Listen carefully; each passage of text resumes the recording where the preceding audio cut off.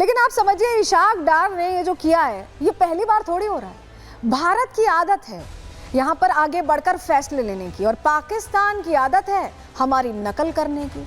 ये जो पूरा ऑपरेशन हुआ है इसमें नकल ही नकल की गई। कैसे की गई, सिलसिलेवार तरीके से आपको रिपोर्ट के जरिए हम बताने जा रहे हैं।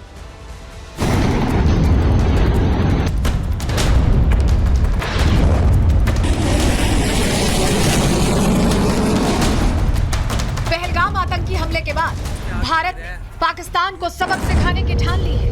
पाकिस्तान के खिलाफ एक एक कर कार्रवाई शुरू कर दी, लेकिन पाकिस्तान हमेशा भारत की नकल ही करता रहा। भारत ने जब पाकिस्तानियों को भारत छोड़ने का अल्टीमेटम जारी किया तो पाकिस्तान ने भी भारत की नकल कर भारतीयों को पाकिस्तान से जाने का आदेश जारी किया। इसके बाद जब भारत ने सिंधु जल समझौता रद्द किया तो पाकिस्तान ने शिमला समझौता रद्द करने की बात कही। भारत ने जब सीसीएस की बैठक बुलाई तो पाकिस्तान ने एनएससी की बैठक बुलाई।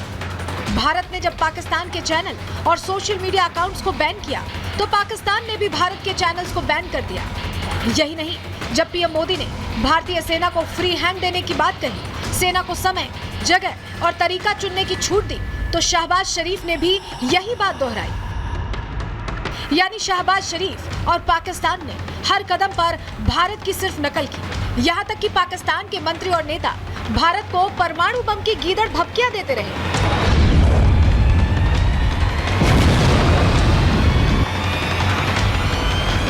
पाकिस्तान के नेताओं की परमाणु वाली गीदड़ भभकियों के बावजूद भारत ने पाकिस्तान में घुसकर आतंकी ठिकानों को नेस्तनाबूद कर दिया। भारत की बमबारी में 100 से ज्यादा आतंकी मारे गए। इसमें आतंकी मसूद अजहर के परिवार के 14 लोगों के मारे जाने की पुष्टि हुई। यहाँ तक कि आतंकियों के जनाजे में पाकिस्तानी सेना के ऑफिसर शामिल हुए, जिससे पाकिस्तान पूरी दुनिया के सामने एक्सपोज हो गया।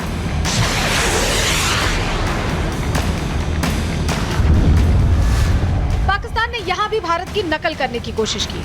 भारतीय सीमा में घुसकर हमला करना चाहा, लेकिन भारत ने उसके मंसूबों को नाकाम कर दिया। भारतीय एयर डिफेंस सिस्टम ने पाकिस्तान के फाइटर जेट्स, मिसाइल्स और ड्रोन्स को नेस्तनाबूद कर दिया। यही नहीं, पाकिस्तान के इस दुस्साहस का भारत ने फिर से जवाब दिया। इस बार भारत ने पाकिस्तान के एयरबेस और सैन्य ठिकानों को निशाना बनाया और सबूत के साथ दुनिया को अपनी कार्रवाई बताई। हैरानी की बात यह है कि पाकिस्तान ने यहाँ भी भारत की नकल करने की कोशिश की, जिससे पूरी दुनिया में उसकी भद्द पिट गई। Bureau report, Republic Bharat.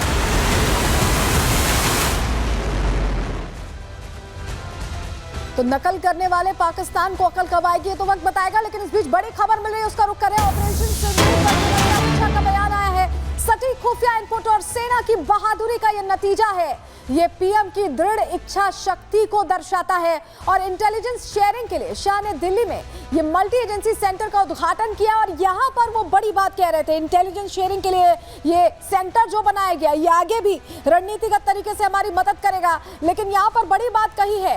गृह मंत्री ने कहा है कि ये पीएम की दृढ़ इच्छा शक्ति को दर्शाता है। गृह मंत्री ने ये दोहराया है कि ऑपरेशन सिंदूर कितनी बड़ी सफलता है हमारे लिए, उन्होंने बता दिया है। और जब हम कह रहे हैं कि ऑपरेशन सिंदूर हमारे लिए सफलता है, तो पाकिस्तान की हालत कैसे खराब हुई है इस ऑपरेशन से, क्या हासिल हुआ पाकिस्तान को और भारत कहां पहुंचा, चलिए जरा आपको बताते हैं। जानकारी आपके सामने ग्राफिक्स के जरिए रख रहे हैं। भारतीय वायु सेना पहले से ज्यादा मजबूत अब हो गई है। भारत को यह हासिल है। जंग का भारत पर कोई खास असर नहीं हुआ, हमारी तो छवि और मजबूत हो गई।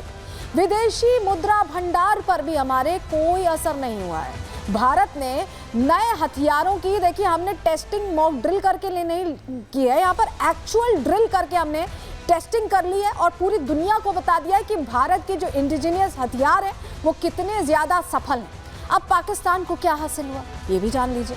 पाकिस्तानी वायु सेना की कमर टूट गई। नुकसान से उबरने में अब पता नहीं इन्हें कितना समय लगेगा, कितने देशों से इन्हें भीख मांगनी पड़ेगी। विदेशी मुद्रा भंडार इनका घट गया है, कर्ज इनको मांगना ही पड़ता है। IMF से अभी ताज़ा मिला है, वो ये आतंकियों में बांट रहे हैं।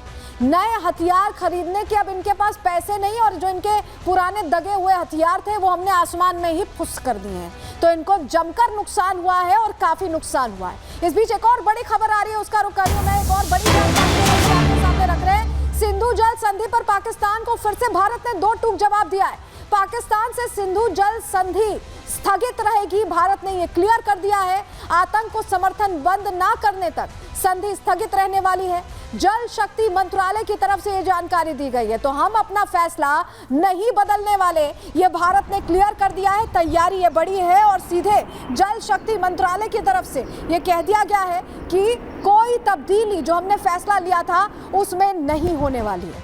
तो ये सब कुछ तो चल रहा है, लेकिन जो देश साथ में थे हमारे दुश्मन के, उनका विरोध कैसे तेज हो गया, जरा तस्वीर देखिए। ये देखिए, तुर्की के खिलाफ दिल्ली में आक्रोश देखा जा रहा है, लोग सड़कों पर उतरे। लोगों में गुस्सा इसलिए है क्योंकि ये हमारे दुश्मन का दोस्त बन रहा था ये देश, और ऐसे में हमारे लिए भी ये दुश्मन ही है। आप देखिए तस्वीर ये दिल्ली की, कैसा आक्रोश निकला।